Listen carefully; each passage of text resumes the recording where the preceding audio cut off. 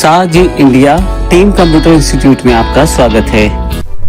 Adobe Photoshop में interface को समझने के बाद और सिंगल डॉक्यूमेंट में उसे एडिट करने के बाद अब हम चलते हैं अपने अगले स्टेप की ओर, जिसमें हम ये देखेंगे कि हम किस तरह से मल्टीपल डॉक्यूमेंट्स को एडिट कर पाते हैं, उसे ओपन कर पाते हैं। एक फोटोशॉप में हम मल्टीपल फाइल्स को किस तरह से ओपन कर पाएंगे, हम इसके बारे में जानेंगे। एडोब फोटोशॉप की एप्लीकेशन को ओपन करने के बाद मैं यहाँ पर फाइल टैब पर क्लिक करता हूँ एंड देन ओपन सेलेक्ट करता हूँ।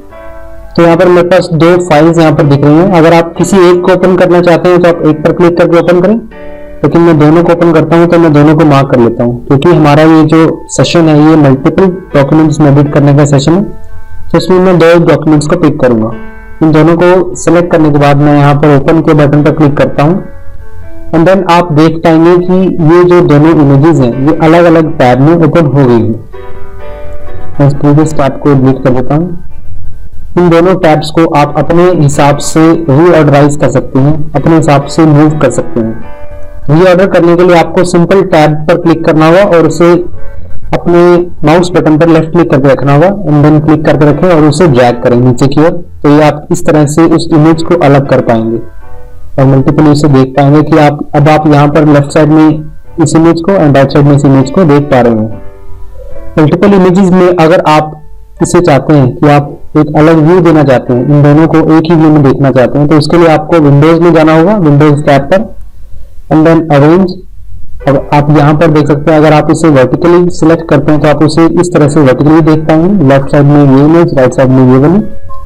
एंड विंडोज में अगर अरेंज में आप हॉरिजॉन्टली करते हैं तो आप अप एंड डाउन सीक्वेंस में आप उसे देख पाएंगे।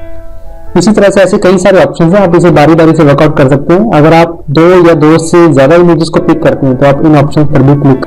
लेकिन अब मैं चाहता हूं कि मेरी ये जो इमेज है ये प्रीवियस यानी कि पहले जैसी हो जाए, जैसा कि मैंने इसे इंपोर्ट करने पर जैसा कि ओपन की गई थी।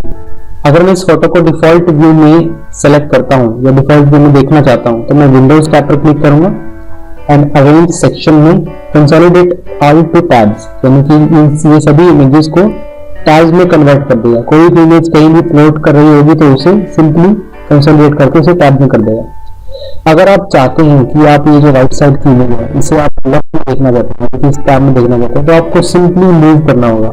राइट साइड वाली इमेज को लेफ्ट की तरफ सिंपली मूव करना होगा, तो आप उसकी पोजीशन को चेंज कर सकते हैं। इसके बाद अगर आप चाहते हैं कि आपकी जो इमेज ये दोनों ही एक फ्लोटिंग विंडो में विजिबल होनी चाहिए हो, तो आप दोनों को कुछ इस तरह से ड्रैग कर सकते हैं। तो ये दोनों आपके पास कुछ इस तरह से फ्लोट होनी शुरू हो जाएगी और आप इंडिपेंडेंटली इसे किसी भी तरह से एडिट कर पाएंगे। इसे रिसाइज भी कर सकते हैं, यहाँ पर बॉटम में कुछ इस तरह से इस इमेज को आप ऐसे रिसाइज कर सकते हैं। अगर आप इन इमेजेस को कैस्केड रूप में, यानी कि एक इमेज पर दूसरी इमेज कुछ इस तरह से रिप्रेजेंटिंग हो, यहाँ पर दिखा देता हूँ आपको। इस तरह से अगर आप देखना चाहते हैं तो आप उसे सिंपली इस तरह मूव कर सकते हैं और कैस्केड का रूप दे सकते हैं, यानी कि अलग मूव दे सकते हैं।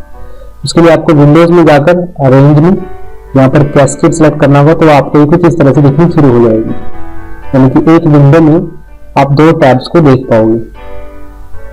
तो फ्लोटिंग विंडो को अगर आप दोबारा से वहीं एडजस्ट करना चाहते हैं तो आपको सिंपली ड्रैग करना होगा टॉप की तरफ और ब्लू लाइन की बॉर्डर आप देखते ही विजिबल होते ही आप उसे छोड़ दें। तो कुछ इस तरह से जैसा कि पहले हमारे पास विजिबल थी उस तरह से दिखनी शुरू हो गई है।